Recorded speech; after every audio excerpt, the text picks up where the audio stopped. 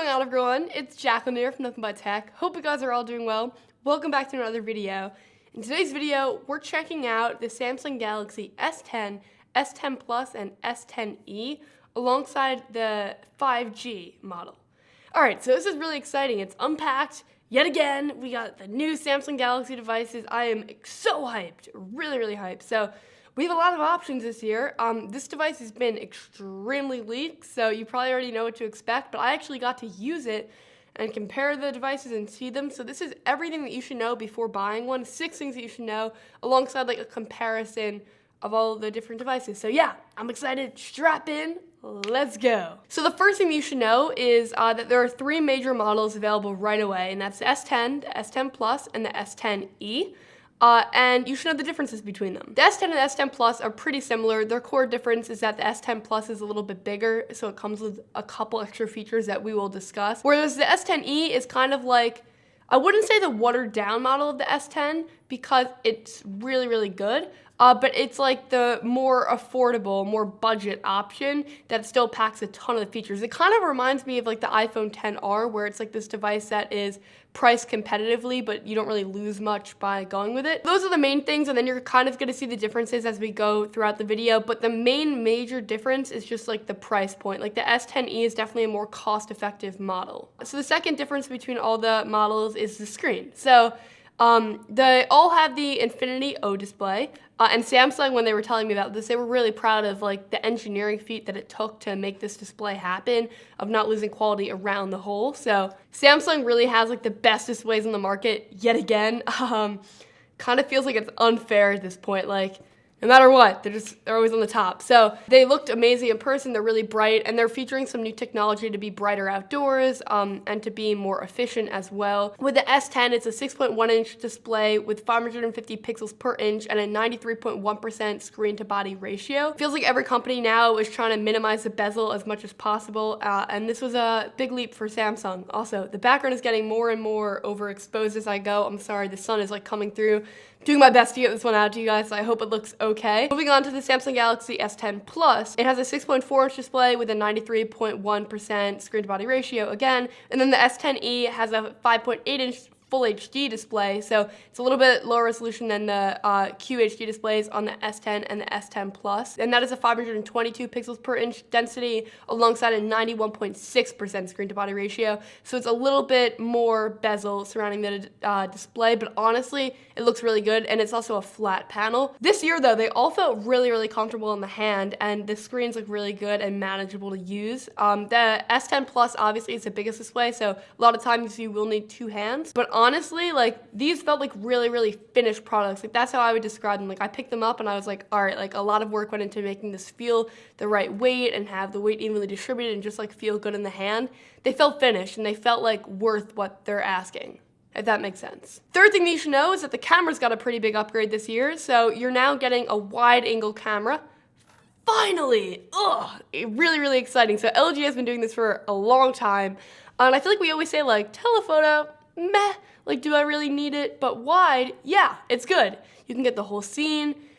It's really good. So I'm happy to see that. So that comes on every single model. The telephoto is only on the S10 and the S10 Plus, but the S10e will have the 2 cameras, meaning the regular and then also the wide angle, whereas the S10 and the S10 Plus have 3 cameras now. It's beefy, it's a lot. The wide angle is 123 degrees, which means that it kind of like is how you see the world through the camera. It looks nice. And then on the front, the S10 Plus has an RGB depth sensor, so you can get pretty nice like portrait mode selfies. And that means that it has a double cutout on the screen. That's worth noting. I obviously did not get to heavily test out the cameras, but I've been using like the Samsung cameras for a really long time, and honestly, any major flagship has really good cameras this year.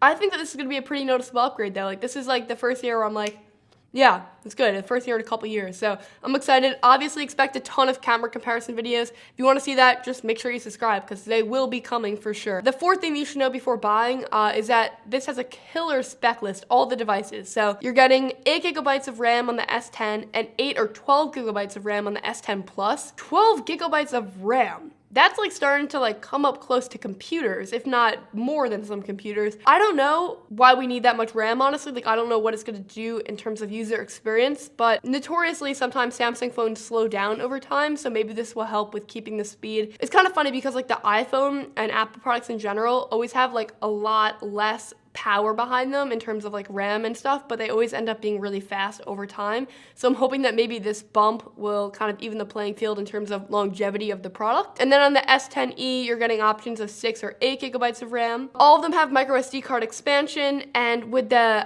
S10 Plus, if you go up to the higher storage models like 512 gigabytes or 1 terabyte, you're getting this really cool ceramic option. It's really nice to see, but I actually really like the other colors as well. And then continuing on with the specs, in terms of the battery, you're getting 3,400 milliamp hours in the S10, 4,100 on the Plus, and then 3,100 on the S10e. So obviously if you go to the S10 Plus, you're going to get a little bit of a larger battery and a larger screen as well. Wow, it is bright. So that is something to note. Battery life, I'm excited to test out. I think it should be pretty good, especially I think on the S10e because it has a little bit of a lower resolution display. We should be getting some really good battery life, so I'm excited to see that. Continuing on with that, just in terms of some build stuff, they kept the headphone jack. That's huge, so I'm really excited about that. They also added this new feature called reverse wireless charging.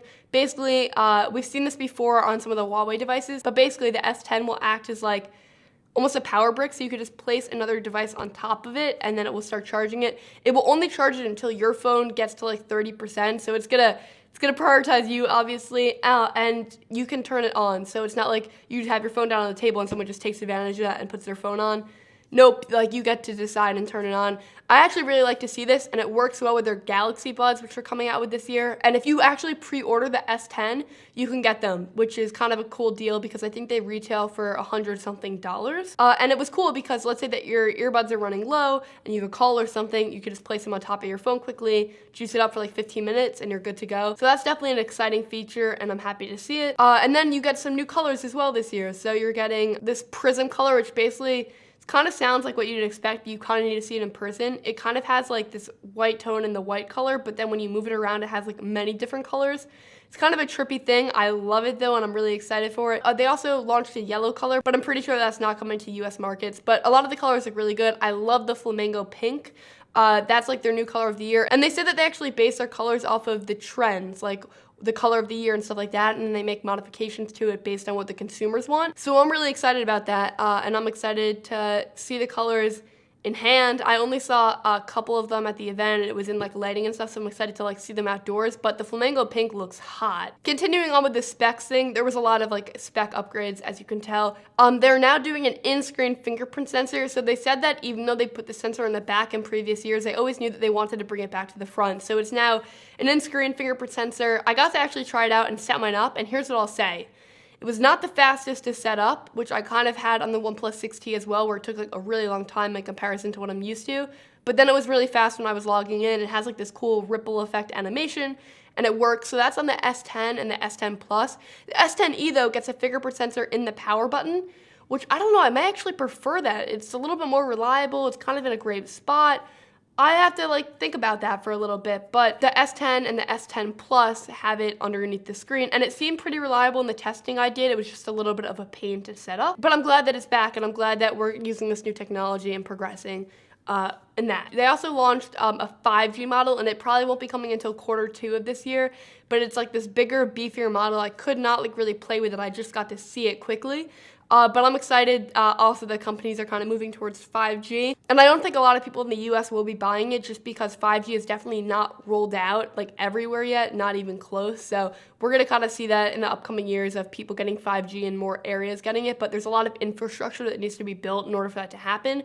But I'm glad that Samsung is kind of pioneering the technology and using it in one of their models. Okay, the sixth thing that you should know is that Bixby is back, and it might actually be useful this year. You know, we've hated on Bixby a fair amount, but they showed a pretty cool feature called like Bixby routines, and we've seen it in the past, but it seems to be getting a little bit better. So you know what?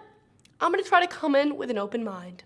I'm gonna try it out for you guys. I'm gonna suffer if it sucks for you, and we will see. So the button is still there, unfortunately. That's like the one thing that, no, I'm not a fan of that. So I'm still gonna try it and give it an open perspective, and we will see. But getting back to some good news, like with like the software and stuff like that, they've improved stabilization in video.